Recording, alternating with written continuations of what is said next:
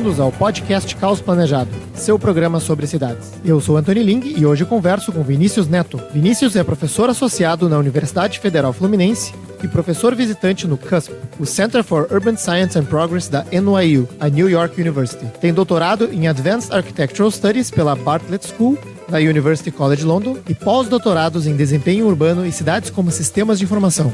É autor dos livros Cidade e Sociedade e The Social Fabric of Cities, este publicado pela editora Routledge, e de mais de 100 artigos em periódicos, congressos e livros. É editor de Area Development and Policy da Regional Studies Association no Reino Unido e editor-chefe da revista de Morfologia Urbana. Sua área de pesquisa foca em cidades como redes de informação, interação e segregação. Nascido em Ijuí, interior do Rio Grande do Sul, Vinícius aumentou a escala das suas cidades de moradia, tendo vivido em Porto Alegre, Londres, Rio de Janeiro e agora Nova York. Sejam bem-vindos e obrigado por ouvirem a 25ª edição do nosso podcast. Olá, Vinícius, seja bem-vindo ao programa. Eu queria começar essa conversa falando um pouco sobre a tua produção acadêmica e esse assunto que a gente tenta trazer no Caos Planejado com alguma frequência, da cidade como um sistema complexo, ou como tu colocas, o espaço físico que permite que um sistema social complexo ocorra, né? Poderia abrir a nossa conversa explicando o que é um sistema complexo e como isso manifesta nas cidades? Antônio, eu também agradeço muito o convite e acho assim, uma chance ótima da gente poder trocar uma ideia e levar ideias aí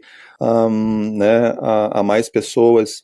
E então acho a iniciativa e toda a trajetória do Caos Planejado ótima assim, nesse sentido, um veículo importante aí para o nosso contexto brasileiro. Então, em relação a essa questão de sistemas complexos e cidades, vamos dizer assim, como sistema complexo, essa é uma visão que está vindo aí já há algumas décadas, acho que começou a pegar fogo, sobretudo nos anos 90, ali, puxado muito por uns caras como Mike Batty, e quando, vamos dizer assim, essa geração dele e também outros pesquisadores vindo, começaram a entender cidades como fenômenos imprevisíveis, assim, fenômenos que não conseguem, né, que a gente não consegue, como agentes envolvidos, assim, no todo, né, imersos na cidade, a gente não consegue controlar, não consegue entender exatamente a trajetória, a evolução, o futuro, porque se trata de um sistema geralmente aberto, né? Um sistema complexo é um sistema aberto ao seu ambiente, esse ambiente pode representar várias camadas, desde o ambiente, no caso nosso, um ambiente natural, ecossistêmico e tal, mas também outros ambientes, como cultural e econômico, etc.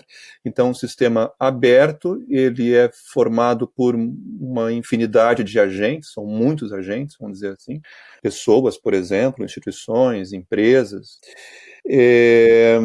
e também tem agência de tecnologias e equipamentos, né, e que também hoje a gente tem que considerar, e o fato de que todas essas peças aí, todos esses agentes estão em interação, e quando a gente coloca um número que não precisa ser muito grande de agentes interagindo, as possibilidades de interação são explosivas, assim, elas são em número maior, como o próprio Barthes fala, maior, e a gente encontra mais interações possíveis entre pessoas numa cidade do que estrelas no universo.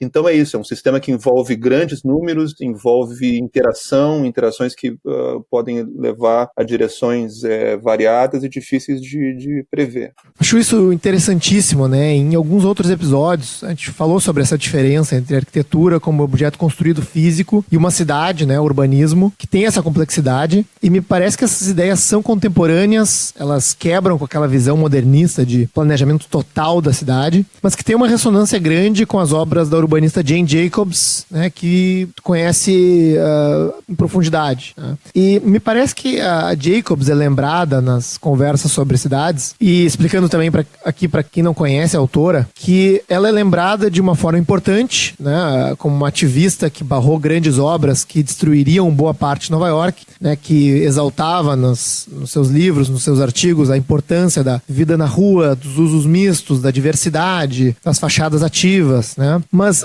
o trabalho da Jacobs não estaria introduzindo de uma forma então preliminar, né, esse tema da complexidade nas cidades? Sim, a Jacobs, na verdade, era uma pessoa, ela era uma diletante, assim, ela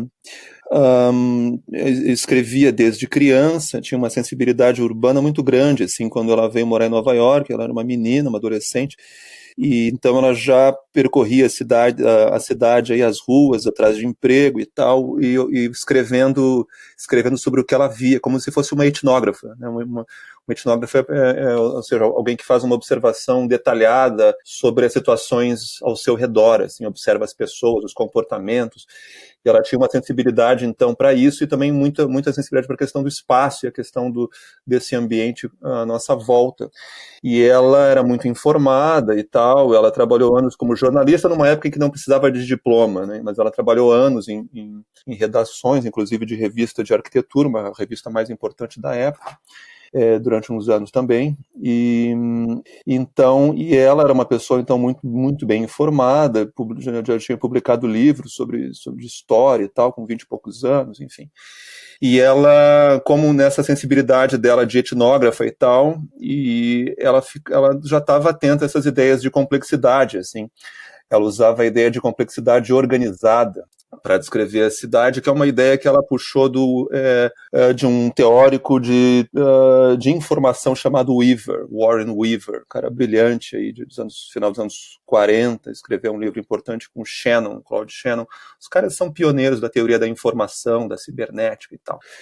E ela, muito informada, então já puxou essa ideia do próprio Weaver para entender cidades à volta, assim, o fato de que, de fato, assim, na verdade, essa tentativa de controlar com mão de ferro, top-down, um sistema que depende muito das interações e do curso das interações e das inovações que podem aparecer com essas interações, né? Então, ou seja, é difícil controlar e prever essa coisa top-down aí que o modernismo, então, nessa espécie de sonho, né, um sonho de ordem, assim, o modernismo no século XX ainda pregava, quer dizer, quando, né, a figura aí de gigantes, como Le Corbusier e tal, esses caras foram muito importantes, mas ao mesmo tempo a mão era pesada e aquela maneira de ver o mundo infelizmente não correspondia ao que o mundo era, né? E acho que ela teve essa sensibilidade de tentar entender a cidade antes de prescrever como a cidade deveria ser, né? Eu acho que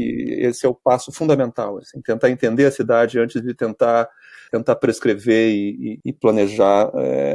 As chances da gente planejar com sucesso vão aumentar muito se a gente entender profundamente como é que essa dinâmica acontece. Acho muito legal essa tua observação sobre o trabalho dela, que me parece às vezes, né, pelo que eu acompanho das discussões, não só em artigos de internet, mas também na academia, que o trabalho dela parece até subvalorizado nesse sentido, né, de estar apresentando uma nova forma de olhar para a cidade, do conceito de cidade, né, porque muitas pessoas acabam focando na parte mais prescritiva, né, de usos mistos, fachadas ativas, etc., que hoje fazem parte do nosso vocabulário, mas que, claro, né, em 1960 era uma visão totalmente diferente. Então, Vinícius, hoje a gente já fala muito sobre isso, né? Sobre as fachadas ativas, a vida urbana. E junto aos urbanistas Renato Saboia e Júlio Celso Vargas, você escreveu um livro chamado Efeitos da Arquitetura, que teve até uma adaptação para um artigo no Caos Planejado, chamado A Arquitetura Importa para a Cidade, que a gente pode colocar o link depois, que parece ter uma relação com esses dois assuntos, né? Como que um parâmetro colocado numa legislação pode ter um resultado imprevisível na forma da cidade, e como isso tem uma relação com o trabalho da Jacobs. Tu pode explicar para os ouvintes como foi esse estudo e quais foram as ideias que vocês encontraram? Certo. Então, partindo lá desse trabalho pioneiro que a Jacobs fez, e esses achados que ela teve, muito em função assim dessas observações etnográficas, como a gente, né, diz, quer dizer, ela não teve um trabalho científico no sentido assim rigoroso de usar estatística e olhar para, né, ainda que ela tenha usado dados e coisas assim, mas ela se valeu muito dessas leituras de observação em loco, né, ela lá presencialmente observando, anotando e comparando coisas, e ela viajou muito nos Estados Unidos. Então ela teve achados, né? Ela encontrou consistências lá entre, por exemplo, um tipo de forma urbana e certos comportamentos, uma certa maneira de se apropriar do espaço público, ao passo que, então, confrontando assim, áreas tradicionais, o tipo o Village, onde ela morava, que, né, em Manhattan, Então ela pôde fazer essas comparações entre áreas assim, que tinham uma certa forma, uma certa estrutura lá, e a vida que aquilo gerava nas ruas, e a vida microeconômica, né, a oferta de serviços e tudo isso, comércios, enfim, essa microeconomia, né, local. E então ela fez correlações assim, entre forma e essas dinâmicas sociais e econômicas locais aí. Então, mas ela era uma teórica mesmo, ela conseguia fazer inferências, ela propunha explicações que depois ela expandiu muito assim, em seguida. Então a gente, né, eu, Júlio Vargas e o Renato Saboia, é só coisa de 10 anos, aí a gente começou a olhar para essas questões assim, de maneira bem analítica, usando, por exemplo, um conceito de tipologia, que é uma coisa que a Jacobs não usava, usando estatística. Então a gente basicamente montou uma tipologia, né, nós três, uma tipologia arquitetônica, assim, baseada muito no plano diretor também, assim, o fato de que né, os planos permitiam, então, o tipo de edifício colado no vizinho, colado na divisa, a gente chamou isso de tipo contínuo, o edifício em torre, né, que é o edifício que solta dos vizinhos, ele solta das bordas laterais, né, lá do seu lote, e um tipo híbrido, né, que mistura os dois, que tem uma base que cola nas bordas laterais do terreno e solta um volume vertical em cima, que ele assim, menos frequente, bem menos frequente que os outros dois. Então, olhando para essa tipologia aí que fazia sentido do ponto de vista de planejamento, como tu falaste das regras, né, dos parâmetros aí de legislação, e também para a forma da cidade que a gente consegue observar, olho nu, caminhando, né, então a gente definiu essa tipologia e basicamente foi para a rua em 3 capitais brasileiras, no Rio, em Florianópolis e Porto Alegre. A gente montou times aí de pesquisa em cada cidade dessas, a gente teve um financiamento do CNPq para isso. Né, que conseguiu então colocar pessoas, estudantes, a gente treinou, capacitou estudantes de arquitetura e urbanismo, e aí a gente contou em várias áreas, nós fizemos um trabalho de sortear áreas em 2 das cidades, e a terceira, que foi Porto Alegre, a gente usou uma metodologia um pouco diferente, a gente pegou apenas 3 áreas, mas bem maiores daí, e controlou, fez uma espécie de variação, mas basicamente a gente sorteava as áreas para a gente não ter escolha, né, não ter o risco da gente escolher áreas que jogassem pró as nossas hipóteses. Então a gente colocou daí as pessoas, né, esse time para fazer os levantamentos. Então a gente contou o número de edifícios, né, de torres, de edifícios contínuos, né, de base torre. Nós fizemos contagem de janelas, nós medimos a distância, os afastamentos laterais, afastamentos frontais, medimos a presença de comércios e serviços, nesses percentuais aí. Isso para algo como mais de 800 trechos de rua nessas 3 cidades. Então foram no Rio de Janeiro, por exemplo, onde eu coordenei, foram 24 áreas sorteadas, e a gente olhou para milhares de edifícios e tal, foram 250 ruas no Rio de Janeiro, trechos de rua. Então é um levantamento bem extenso e super detalhado, assim. E aí a gente começou a confrontar os números, né? A gente contou pedestres na rua, do dia, assim, durante o dia todo, das 9 da manhã até as 6 da tarde, nessas 3 capitais. E aí a gente começou a achar resultados, ao cruzar esses números aí, né, a gente começou a encontrar coisas do tipo, a gente começou a encontrar correlações positivas, como a gente chama, ou seja, entre, por exemplo, o tipo contínuo, né, o edifício esse tradicional, que a gente encontra, por exemplo, nos centros de cidade, ou se olhar para Porto Alegre, por exemplo, no bairro Bonfim, na Cidade Baixa, no centro, olhar para o Rio de Janeiro, a gente vai encontrar também no centro, em Copacabana, Ipanema, Leblon, esses bairros que sobretudo se consolidaram nos anos, ali até os anos 80, 70, com esse tipo de arquitetura mais contínua e compacta, como a gente chama também. E aí a gente viu que, exatamente, assim, antes dos nossos planos diretores incorporarem os recuos laterais, tá? Sobretudo isso. E aí a gente começou a cruzar esses números e viu o seguinte, que esses bairros que têm esse tipo de arquitetura mais compacta, a gente encontra mais pedestres na rua, encontra mais comércios e serviços nos térreos, e isso uma coisa puxa a outra também. E em bairros onde predomina o tipo isolado, as torres, né, tanto se ela pensa na Barra da Tijuca, no Rio, pensa no bairro Bela Vista, em Porto Alegre, são 2 referências aí, Então a gente encontrava algo como 2-3 vezes menos pedestres nessas ruas, na média.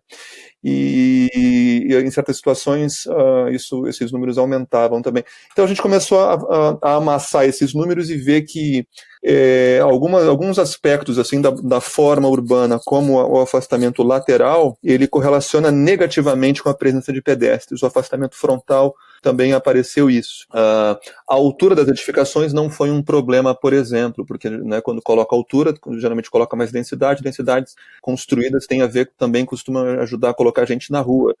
O problema, então, não é exatamente a altura, a gente achou, Antônio. O problema é, sobretudo, a implantação dos edifícios, quer dizer, como é que eles estão situados uns em relação aos outros e em relação ao espaço público da rua. Quer dizer, a ideia toda que a gente começou a construir é que, quando eu começo a soltar os edifícios, eu começo a aumentar as distâncias entre os edifícios. E ao aumentar as distâncias, eu começo a reduzir a caminhabilidade, ou seja, as distâncias aumentam, fica mais difícil, basicamente, para o pedestre sair de casa, né, a pessoa sair de casa a pé procurando serviço. Esses edifícios também não são muito amigáveis para comércio e serviço, não gostam muito de ter uma padaria, né, um edifício isolado, aí clássico, que tem a grade na frente, ou então um muro e tal, ou esse afastamento frontal longo, lateral. Esses edifícios não parecem, não vamos dizer assim, não são muito, não convergem muito com o uso de térreo comercial, e o comércio também tende a não preferir esse tipo de edifício, porque o comércio precisa ter o pedestre próximo, né, precisa estar próximo da calçada. Então, se tiver um degrau, isso, né, quem é comerciante sabe, se tiver um degrau na frente da loja, o degrau já causa um impacto. Então tudo isso importa para o comércio. Enfim, então essas coisas todas aí nos levaram a crer o seguinte, que a gente estava planejando, né, os nossos parâmetros, como tu falasse aí, muitos parâmetros dos anos 80, sobretudo, para cá, que estavam fixando um tipo de arquitetura isolada, muito em nome da habitabilidade, né, em nome de ventilação e tal, insolação. Então esse é o receituário. Então, em nome disso, esses afastamentos estavam impactando, assim, né, a chance das pessoas caminharem, a chance da gente encontrar comércio e serviço. E aí o desempenho desses bairros cai muito. Eu sou uma pessoa que morei, por exemplo, já no Bela Vista, em Porto Alegre, que é esse bairro com torres, né, com edifícios isolados. Eu precisava do carro, eu senti na própria pele, eu precisava do bairro para tudo. Eu precisava de usar um carro para tudo, mesmo para buscar serviços, assim, sei lá, alimentos para casa e tal. Quando eu morei em bairros como a Cidade Baixa, em Porto Alegre, que é um bairro super compacto, mais tradicional, então eu não tinha carro, eu realmente não tinha carro e fazia tudo a pé, era muito mais fácil. Eu ia para o trabalho só de ônibus naquele período. Hoje, na verdade, eu moro em Nova York, mas a nossa casa fica em Copacabana, no Rio de Janeiro também. É um bairro super amigável para o pedestre. Então essas coisas não são gratuitas, assim. A gente está encontrando correlações estatísticas com significância, ou seja, elas são consistentes. A gente encontrou nas 3 capitais números parecidos, uma tendência muito parecida. E isso faz pensar muito, né? Quer dizer, que tipo de legislação a gente está propondo para as cidades e que tipo de impacto ela está tendo, sabe? Então, enfim, muita coisa para pensar. Eu acho incrível esse resultado, né? Eu cito essa pesquisa de vocês sempre que eu posso, porque de certa forma sai um pouco do discurso da Jane Jacobs, que era feito por observação, e consegue quantificar o resultado de uma forma estatística, né? Como tu descreveste. E a gente aqui no Caos Planejado valoriza muito essa questão da vida na rua, de como ela potencializa as relações sociais em cidades, mas que hoje, num cenário de pandemia, parecem estar comprometidas, né? Tu hoje está morando em Nova York, esse berço das ideias da Jane Jacobs, né, um exemplo de cidade com vida na rua, e alguns, tanto aí como aqui, estão falando que essa vida na rua vai ser muito prejudicada, né? Eu já ouvi, inclusive, aqui em Porto Alegre, alguns dizerem que os recuos de ajardinamento podem ser uma vantagem da cidade para impedir que as epidemias se disseminem, né? Então, eu tenho visto a volta desse discurso, que talvez tenha levado lá atrás, inclusive, a essas formas edificadas modernistas, isoladas, né, que você te refere no teu estudo. E eu queria te ouvir, né? Tu estás em Nova York agora, onde essa discussão também parece estar acontecendo, acompanhando as notícias do Brasil, e queria saber o que tu tens pensado sobre isso, tudo que está acontecendo. Então, essa é uma questão assim super urgente, né? E que a gente está vivendo. E o fato é que as cidades estão no coração assim dessa crise de saúde pública. Assim a gente sabe que o que dispara, vamos dizer assim, o que dispara a pandemia, uma pandemia que é um fenômeno global, quer dizer, com a velocidade com que essas, né, se difundiu muito em função da mobilidade global, né, dessas conexões econômicas e de essa conectividade intensa. Não há como evitar, a economia mundial está muito integrada, isso gera uma série de benefícios e ganhos, entende? Eu não tenho por que demonizar a globalização, é uma coisa assim que a gente não consegue entender quando as pessoas ficam com essa demonização, mas o fato é que, na verdade, o mundo sempre teve conectividade, a diferença é a velocidade e o grau de conexão que vai acontecendo, vamos dizer assim, mas a gente teve, como tu mesmo falasse, pandemias gravíssimas aí no passado, né? A mais conhecida, de certa forma, é a de 1918, ali, que infectou 500 milhões de pessoas, né? Deixou 50 milhões de mortos aí no mundo, uma população na época de 1,8 bilhão de pessoas. Mas teve outras pandemias em 57, em 68, em 2009, tá? Que assim, deixaram acima de 1 milhão de vítimas. Aí a de 2009 deixou menos, foi algo como 300 mil. Os números diferem um pouco, mas todos em função do vírus influenza. Então, como tu mesmo falasse, essa pandemia de 1918 pode ter tido um papel, eu também acredito nisso, assim, um papel importante junto com as epidemias do século XIX, ali para disseminar um sentimento meio anti-cidade, assim, né? Anti-densidade, anti-cidade. Isso é uma coisa que a gente já conversou, eu já também ouvi apresentações tuas, informando as pessoas assim corretamente, até onde, né, da maneira como eu entendo, que na verdade assim as pessoas, a gente não tinha ainda uma ciência médica, né, no século XIX, então as pessoas não sabiam que o mecanismo todo era baseado em vírus e bactérias.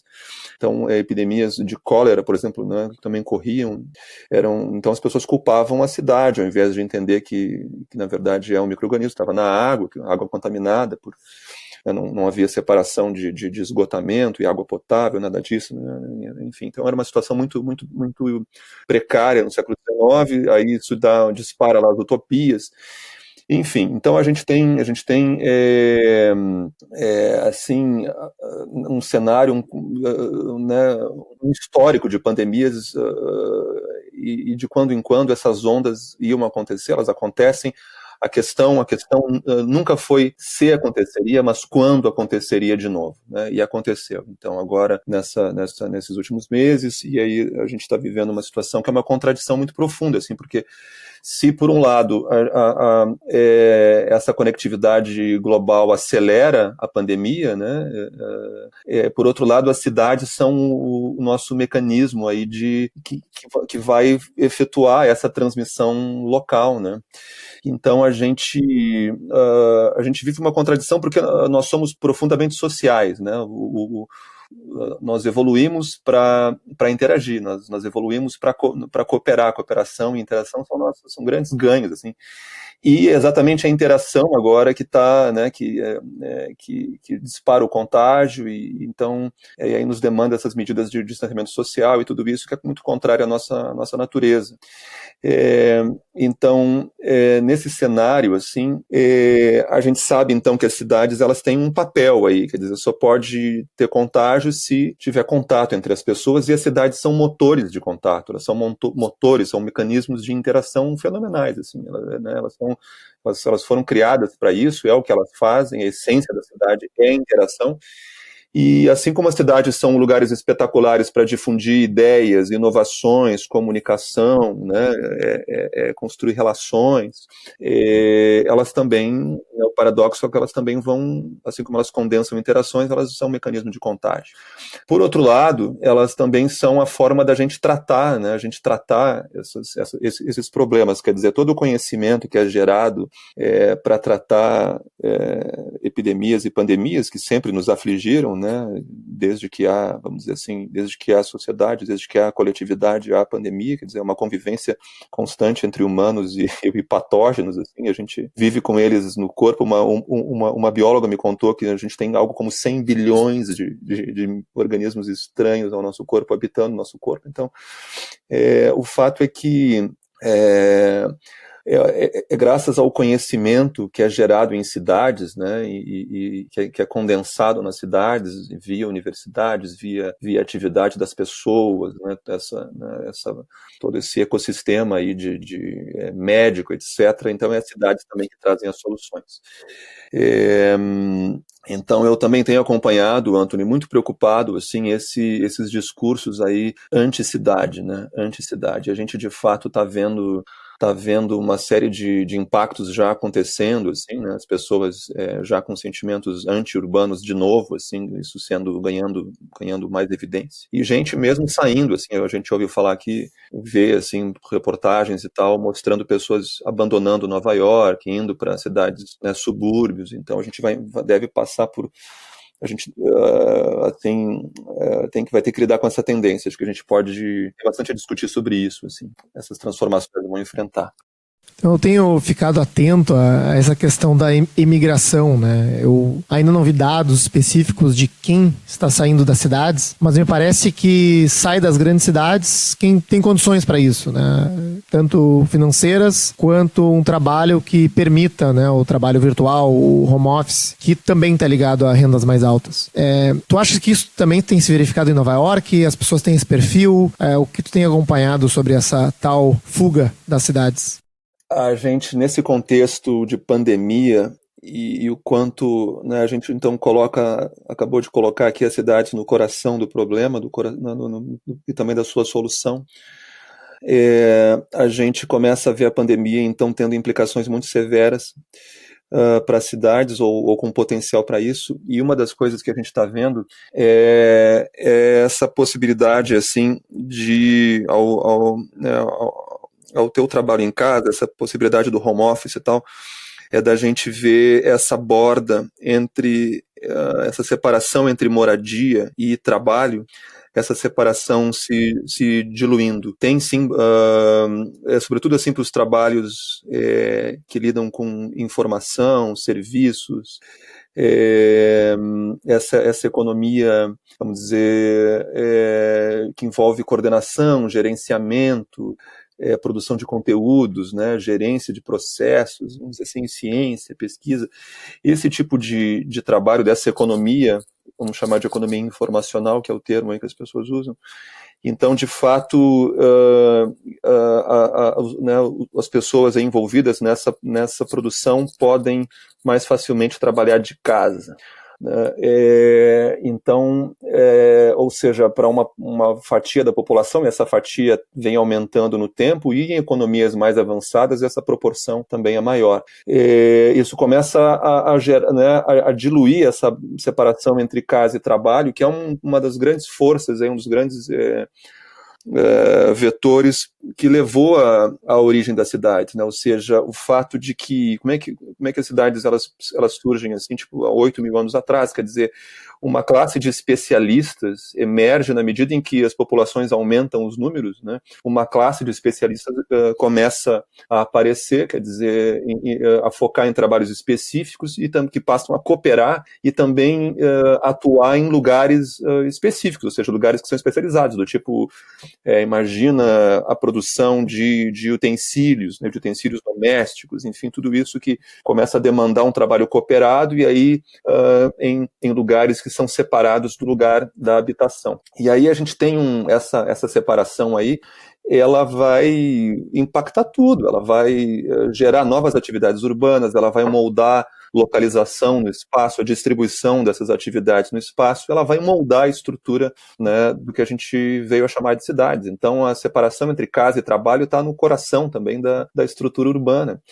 E o que acontece quando essa separação começa a se diluir, né, como a gente está percebendo, e também pessoas assim ligadas à tecnologia, a setores de tecnologia. Eu pude conversar aí sobre isso com um colega do Google aqui em Nova York e também um colega do MIT, que trabalha com tecnologia.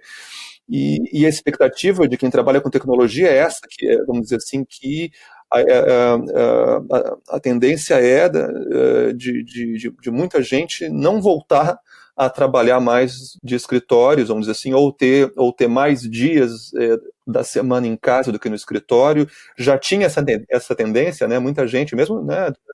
Eu lembro no próprio Rio de Janeiro, colegas, eu mesmo ou alguns colegas, tendo um dia por semana, né, trabalhando em casa, e aí a impressão que esses colegas aí que lidam com tecnologia estão tendo é a seguinte, é que agora vai inverter, as pessoas vão ter um dia por semana no escritório e os demais em casa. Sabe, então as empresas estão levando isso muito a sério, né? Essa tendência, porque elas, né, com essa situação de pandemia, as empresas estão tendo de garantir né, que a produtividade, vamos dizer assim, siga minimamente, tem muita perda, né, nesse processo todo. E então a grande questão agora para tecnologia, para essas empresas de tecnologia, por exemplo, é como é que a gente vai ter o trabalho em casa de maneira mais efetiva, quer dizer, como é que vai se trabalhar em casa com mais eficiência e tal. Em suma, essa virada aí para trabalhar em casa pode ser irreversível, tá? Isso pode envolver assim novos arranjos mesmo no trabalho, essa ideia de cooperação à distância. Essa história não é nova também. Ali no final dos anos 90, quando a internet começou a pegar fogo, começou a decolar, muita gente dizia, né, pô, a gente vai agora consumir de casa, vai trabalhar de casa, e muitas pessoas começaram a escrever livros, aí, artigos, o fim das cidades, o fim da geografia, né, e isso não aconteceu, assim, tem mais de 20 anos, isso não aconteceu. Na verdade, essas trocas digitais aí, virtuais, enfim, elas viraram motores, né, para multiplicar as próprias densidades urbanas. É isso que os dados mostravam, assim, lugares como Londres, Nova York, São Paulo, esses grandes hubs, né, de trabalho e tal, na verdade, a internet, as trocas eletrônicas, elas fomentaram as trocas presenciais e me parece ter conectado aí mais ainda com a necessidade da gente viver em cidades, o tipo de interação imprevisível que a cidade gera, que não pode ser replicada facilmente aí em espaços digitais, em redes digitais. E são interações muito controladas, vamos dizer assim, entre similares,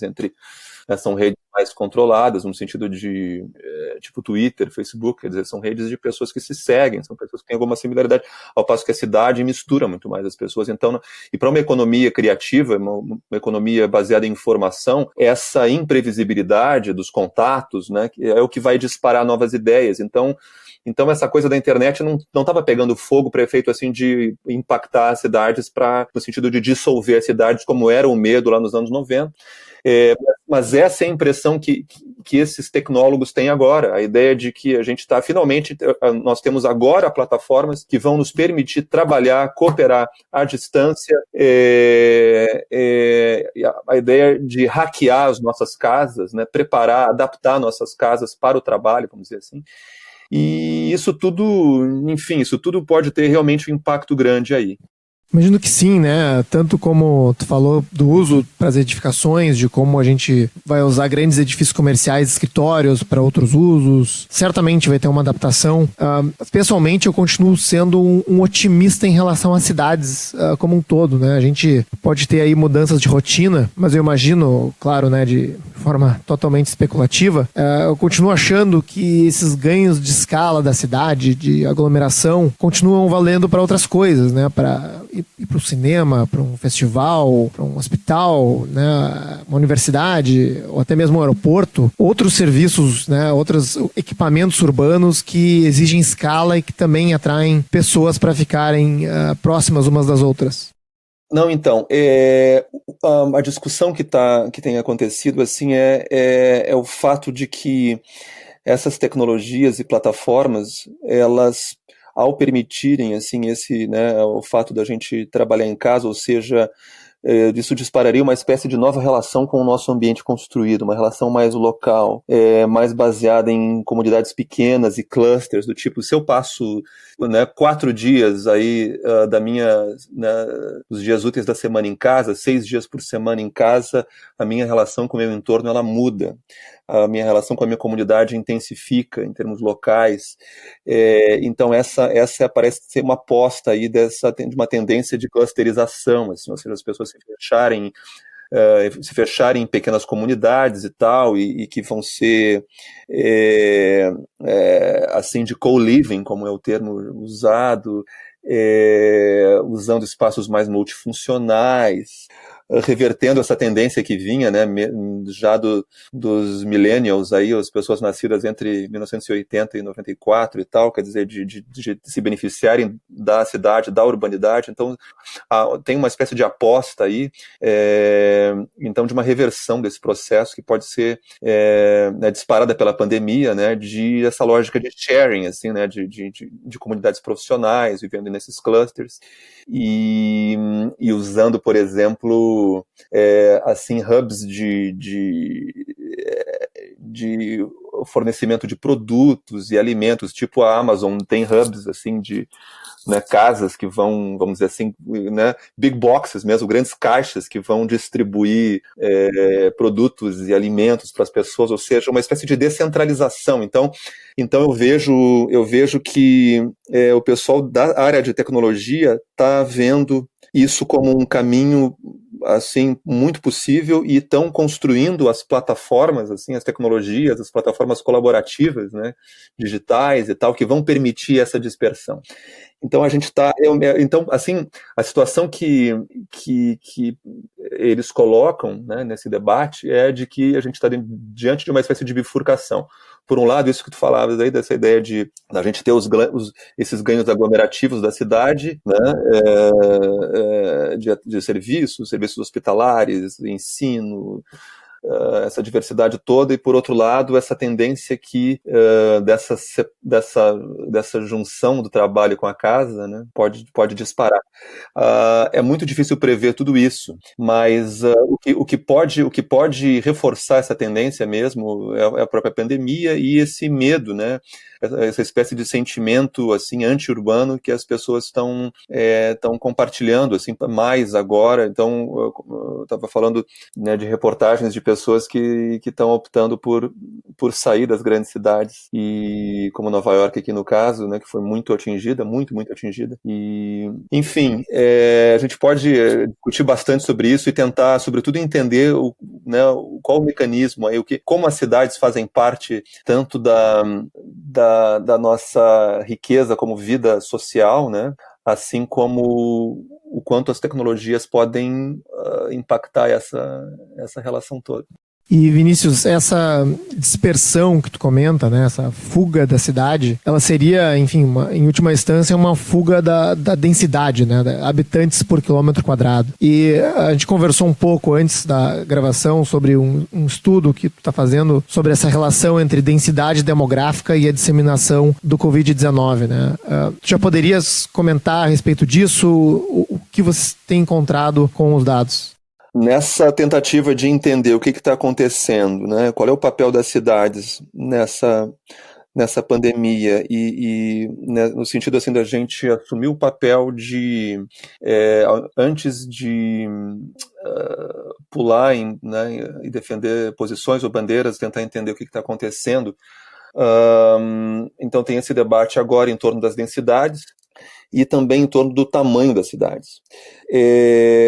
A gente tem um time de pesquisa que inclui um físico, que é o Fabiano Ribeiro. O Fabiano é um pesquisador que olha muito para a escala, né, para fenômenos urbanos, assim, e econômicos que dependem do tamanho das cidades. Então, agora nos anos 2010, aí, vários trabalhos surgiram nesse campo, vendo o seguinte, vendo que quanto maior a população urbana, isso tem implicações, né? Isso, ok, a gente pode pensar isso intuitivamente. Por exemplo, eu tenho uma cidade, né, o dobro do tamanho da outra, perdão, em termos de população, por exemplo, e ela deve ter o dobro de, sei lá, de PIB, o dobro de inovações, mas na verdade o que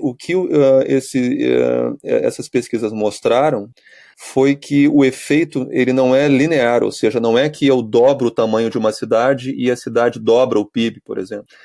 O PIB ele vai mais do que dobrar, o aumento é mais do que proporcional, ele é superlinear, que é o termo que é usado. Então, variáveis, como eu falei, o PIB, as inovações medidas assim, em patentes, por exemplo, né? São duas variáveis importantes em termos econômicos que medem esse ganho mais do que proporcional que acontece quando uma cidade dobra o tamanho ou uma cidade é o dobro também da outra.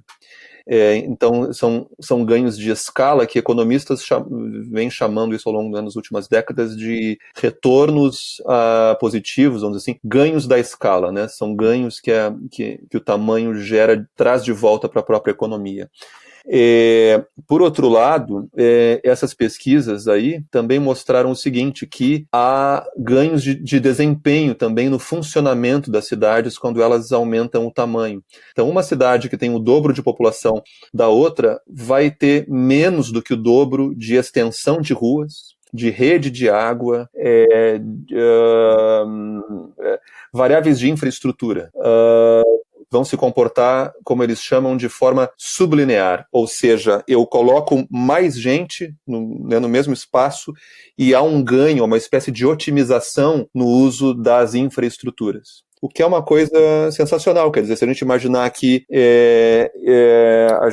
a cidade, então, ela aumenta o tamanho e ela ganha eficiências em termos econômicos e também ela otimiza, né, as suas infraestruturas. Ela vai, em tese, ela produz menos ela pode encurtar as distâncias internas, logo pode envolver menos produção de externalidades, né, ambientais, por exemplo, poluição.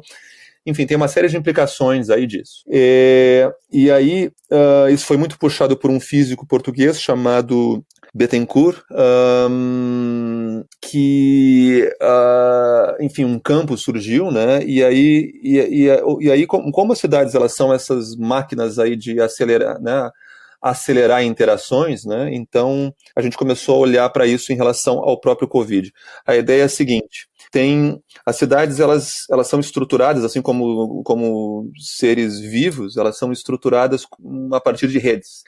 Essas redes é que geram esses ganhos, aí, essas otimizações. Ou seja, com a mesma estrutura eu consigo alimentar mais células, eu consigo alimentar mais pessoas, eu consigo mover mais pessoas. Tem um paralelo muito interessante aí entre sistemas vivos e sistemas urbanos.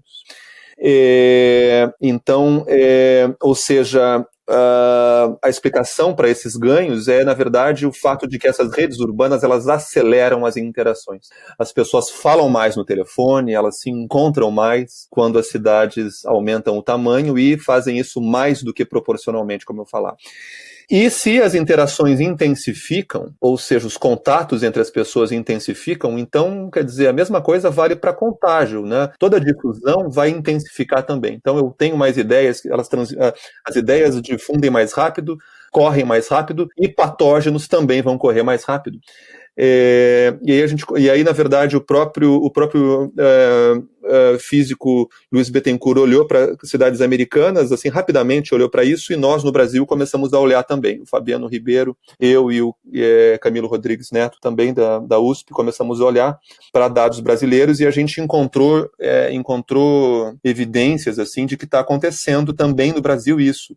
Ou seja, a gente encontrou o seguinte, que quando eu dobro a população de uma cidade no Brasil, eu tenho um aumento de, em média, 164%, ou seja, a população aumenta 100% e o número de casos de coronavírus, né, de pessoas infectadas pelo coronavírus, aumenta 164%. É um ganho, é uma superlinearidade assim, muito radical, né, muito, muito expressiva. Para ter uma ideia, o PIB costuma aumentar 115%, né? o número de leitos hospitalares que tu mencionasse antes, a infraestrutura hospitalar, aumenta também superlinearmente. A gente tem mais leitos hospitalares em cidade, algo como 150% mais leitos hospitalares em cidades quando elas aumentam 100%. Olha só. Então, nesse sentido, é bom estar em cidades maiores, porque as cidades maiores têm mais infraestrutura médica. Por outro lado, elas também intensificam o contágio. Quando a gente rodou os dados, Anthony, para vítimas, né, fatais aí da Covid, né, a gente achou um aumento aí de 138% quando uma cidade é 100% maior do que a outra. Então, isso dá a ideia um pouco da importância da gente entender o papel das cidades para conseguir desenhar respostas, né? Quer dizer, como é que eu tomo decisões em relação à infraestrutura médica, como eu tomo decisões de isolamento social, quer dizer, será que eu preciso isolar socialmente, né, as políticas de distanciamento da mesma forma para cidades pequenas e para cidades grandes? A gente tem, claro, são algumas dezenas de cidades grandes no Brasil. E nós temos um número, né, são milhares de cidades pequenas. Então, será que essas cidades todas elas precisam das mesmas taxas? Na verdade, a resposta é não, né? A resposta é não. Eu preciso tomar decisões de saúde pública baseadas na questão do tamanho das cidades também, tá? A gente pode falar, por exemplo, a gente tem no Brasil, estou vendo aqui o dado, tem 19 cidades acima de 1 milhão de pessoas. O tipo de política que eu tenho que ter para cidades desse porte vai ser diferente do que eu preciso ter para cidades de porte menor, onde eu posso ter taxas de isolamento menores, porque as pessoas... o número de interações também é menor, tá? E é menor no sentido também, vamos dizer assim, que vai obedecer essa relação aí de ser realmente menor em termos proporcionais. Já a questão das densidades, essa é uma questão mais complicada um pouco da gente encontrar os dados, porque a gente tem que fazer uma relação aí entre população, né, e área urbana. E aí essa relação ela precisa ser preparada em termos de banco de dados. E aí a gente está fazendo nesse momento. Eu e os meus colegas, a gente está preparando o banco de dados para as densidades. Eu imagino, claro, os limites territoriais dos municípios são muito diferentes, né, das manchas urbanas que limitam de fato, né, essas cidades. Então, realmente imagino que seja um trabalho mais difícil. E pensando aqui, né, outro ponto que tem refletido a respeito é o quão pouco precisos são os dados para tomada de decisão no meio dessa crise toda, né? É algo que está no nosso dia a dia, mas que a gente não tem, né, o número preciso de confirmações ou mesmo de mortes, né, por causa das subnotificações e ainda tentando desvendar essas relações de causa e efeito enquanto, digamos, né, o edifício pega fogo. Então é realmente um cenário desafiador e que nos deixa com alguma incerteza sobre o futuro das cidades. Mas nos aproximando do final da conversa, eu queria te perguntar como tem sido o dia a dia em Nova York, né? Como tu tem acompanhado a situação por aí, como tu vês a reação de cidades grandes dos países desenvolvidos, como Nova York, e cidades grandes no Brasil, né? Que imagino serem casos diferentes, com políticas diferentes. Essa questão toda de entender o papel, né, do tamanho das cidades, o papel das densidades, que a gente começa a enriquecer, a tentar buscar mais detalhes, o papel da configuração interna, por exemplo, né, de densidades assim construídas, de taxa de ocupação, coisas que são assim muito familiares para quem é arquiteto urbanista e tal, para quem lida com cidades. Quer dizer, será que uma cidade com grande taxa de ocupação, ela realmente vai impactar? Quer dizer, será que uma cidade mais densa, com mais ocupação, então eu vou ter taxas de contágio maiores? Então essas são as perguntas que a gente quer responder com essa pesquisa. E de de maneira, de fato, aí a entender essas relações de causa e efeito. Em princípio, assim, intuitivamente a gente pode imaginar, quer dizer, se tamanho de cidades importa, tamanho de população, então as densidades que vão expor as pessoas a mais contatos também podem fazer parte do problema, vamos dizer assim, podem intensificar. Isso, em termos lógicos, faz sentido. Mas quando a gente começa a olhar para certos números, eu estava olhando aqui para números aqui em Nova York mesmo e na região do estado de Nova York, assim, comparando os números de Nova York com cidades do entorno, assim, que são muito menos densas. Então, no caso de cidades do entorno, a gente vê assim que a taxa de casos per capita, vamos dizer assim, acaba sendo superior em cidades aqui do entorno, cidades que têm de 700 mil pessoas a 300 mil pessoas. Cidades, eu vou mencionar aqui, Rockland, Westchester, Nassau, são cidades com 300 mil pessoas. Westchester tem 1 milhão, elas têm taxas de casos per capita e mortes per capita superior à cidade de Nova York. Então, ou seja, ainda que haja tendências, também há exceções, né? E eu também olhando para Nova York aqui por dentro da cidade, eu estava fazendo uns números aqui, rodando os números agora há pouco, e aí a gente vê o caso confrontando Manhattan, que tem uma densidade alta, né? Manhattan tem uma densidade de 69 mil pessoas na verdade, eu colocando aqui em quilômetro quadrado, não em milhas, né? 26 mil pessoas por quilômetro quadrado, mais ou menos. É a maior densidade de Nova York. Para ter uma ideia, o Brooklyn, que é o segundo bairro com maior densidade, tem 13 mil, que é metade. Nós tivemos uma taxa em Manhattan de 1,3% da população testou positivo, ao passo que no Brooklyn foram 1,7%, e em um bairro como o próprio Bronx, que fica ao norte de Manhattan, o percentual da população que testou positivo é 2,75%. Então foram 39 mil pessoas testadas positivas no Bronx. Então, na verdade, ou seja, o bairro mais denso em termos populacionais e em termos de arquitetura é o bairro com o menor percentual de contaminação. Olha só, não estou falando de mortes. Se fosse olhar para mortes, a gente começa a olhar para a infraestrutura médica, renda das pessoas, né, que são variáveis que importam, ou seja, o fato de Manhattan ter os melhores hospitais do que o Bronx, provavelmente, né, é o que correu por aqui, quer dizer, muita gente nos bairros com maior, vamos dizer assim, com maior presença de hispânicos, negros, também com a renda menor, estão com taxas maiores de contaminação e de mortes.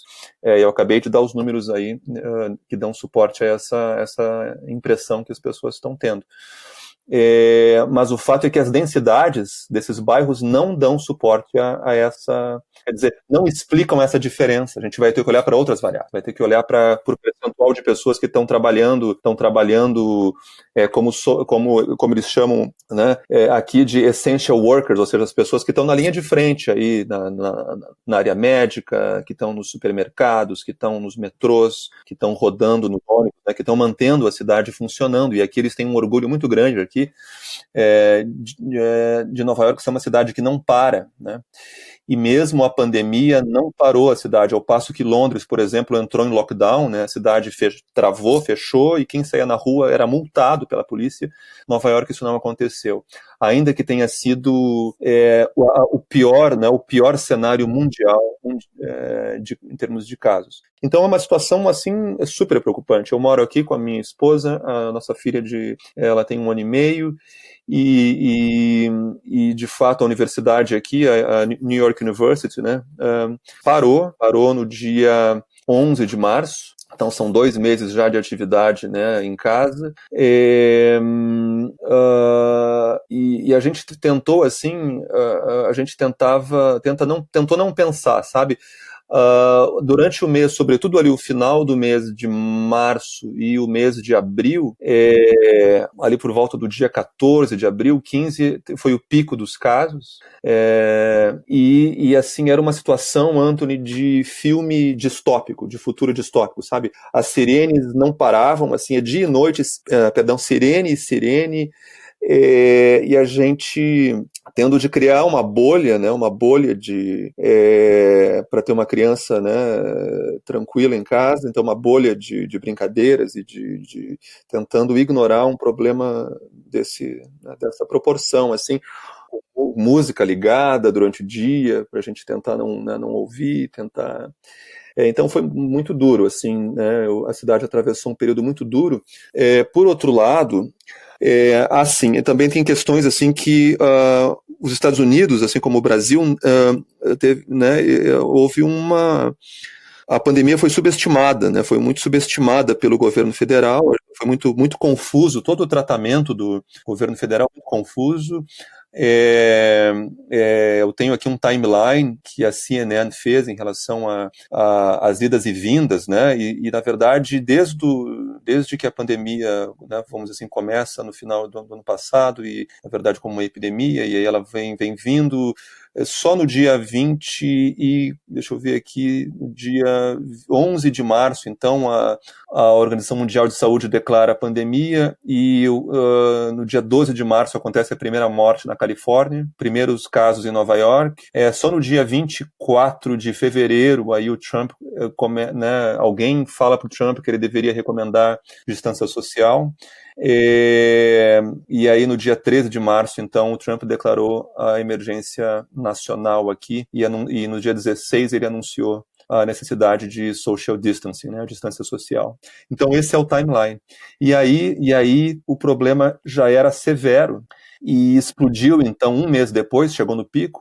E aí, Anthony, nesse período ali, em fins de março, aconteceu esse problema de hospitais lotados, né? Hospitais lotados, pessoas em corredores e tal. Mas aí entra quando a política não funciona inicialmente, a organização não funciona inicialmente, entra um poder de uma capacidade né, de resiliência, vamos dizer assim, muito grande, e o poder econômico mesmo de conseguir mover recursos. Então eles conseguiram, o estado de Nova York aqui, que é onde eu tenho mais contato com dados e tal, fez um esforço fenomenal de aumentar a capacidade do sistema hospitalar aí de 53 mil leitos hospitalares para 90 mil leitos hospitalares em questão de semanas. Então, ou seja, quase dobrou para o estado de Nova York. Né? Então, é um negócio, assim, isso dá a medida da capacidade de uma sociedade se organizar.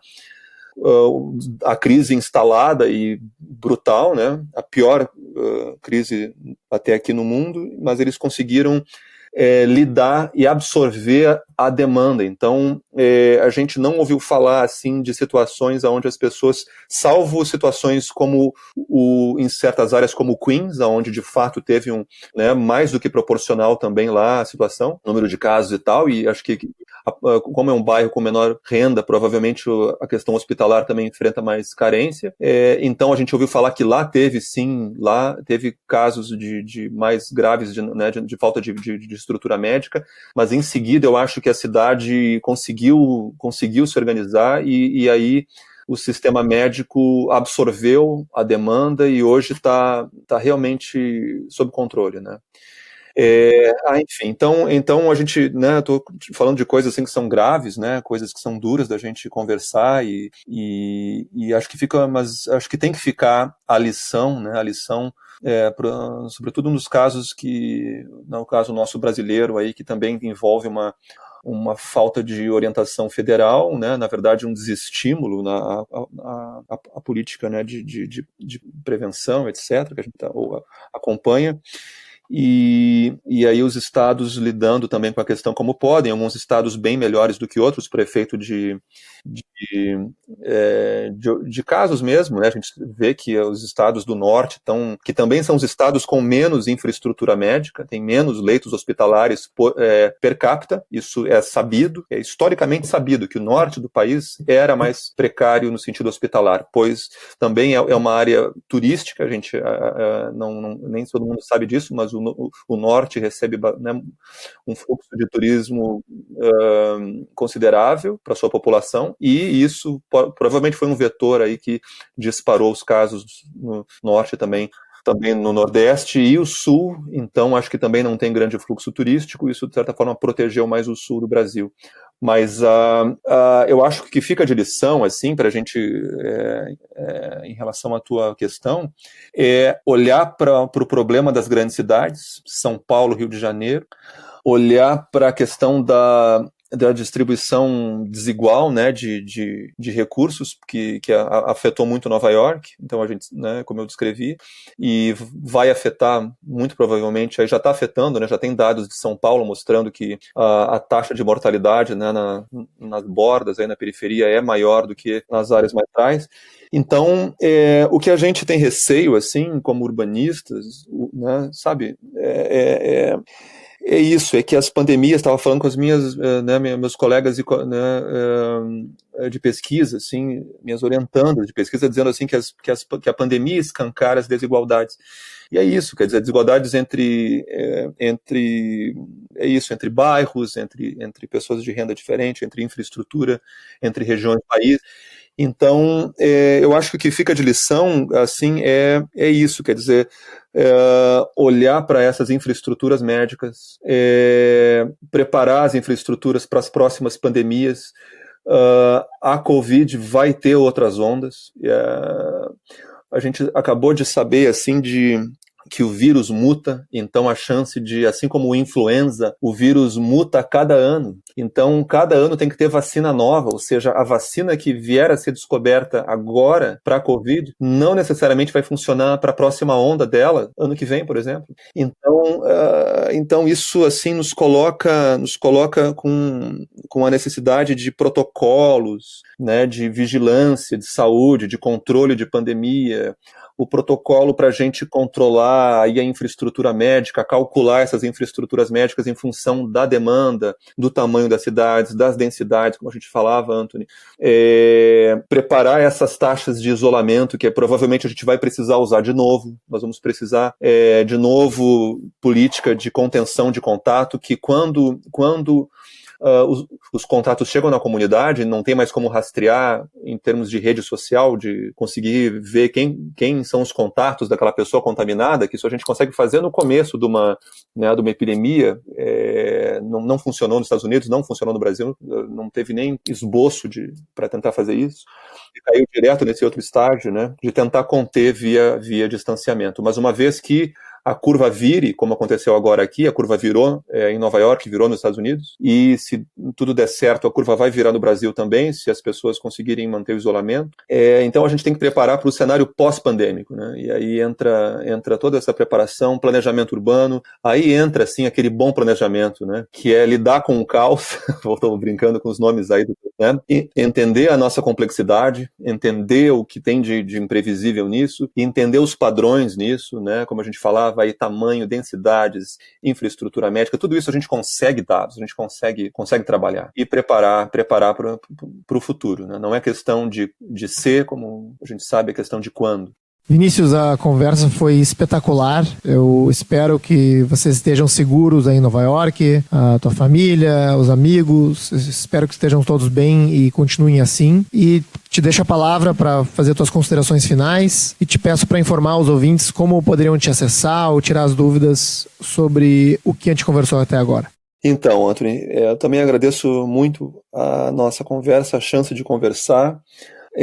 A iniciativa, né, a tua iniciativa, e porque é claro que é um privilégio poder falar sobre esse tema, esses dados, estimular a nossa esfera pública aí no Brasil, né, estimular esses dados a circularem Eu também desejo o melhor para a tua família, para ti, para os ouvintes, para a nossa população no Brasil, né, para que a gente realmente atravesse isso rapidamente e possa, né, seguir aí passos sérios para a gente conseguir conter, né, esse problema no futuro. Então agora a jogada é pensar em tratar e pensar em medidas também para o futuro das nossas cidades. E eu gostaria de, né, a gente já vinha conversando sobre isso, assim, a ideia de sintetizar esses dados num texto aí para o Caos, disponibilizar no Caos Planejado, com esses dados. Aí também vai ter lá o meu contato, se alguém tiver interesse em avançar nessas discussões. As pesquisas são urgentes e muitos colegas estão empenhados nisso, no Brasil e fora do Brasil, e acho que a gente pode ter um canal sensacional aí contigo para a gente divulgar essas pesquisas, né, para, enfim, causar um impacto positivo. Então é isso, eu agradeço a ti de novo e as pessoas que estão interessadas nesse tema. Muito obrigado, Vinícius, e obrigado por participar dessa conversa. Esse foi nosso 25º episódio, onde conversamos com Vinícius Neto. Você pode encontrar os links para os artigos citados ao longo da conversa na descrição desse podcast. Agora você pode apoiar o Caos Planejado. Visite caosplanejado.com para conferir nosso site e faça uma doação para nos ajudar a levar essa conversa a um número ainda maior de pessoas, com novos conteúdos e em formatos cada vez mais acessíveis. Seja um apoiador premium e tenha acesso ao nosso grupo exclusivo no WhatsApp, descontos em cursos e eventos, sorteios e muito mais. Nossa edição de som é feita pelo Cristiano Botafogo. Obrigado por ouvir o podcast Caos Planejado e espero vocês no nosso próximo episódio.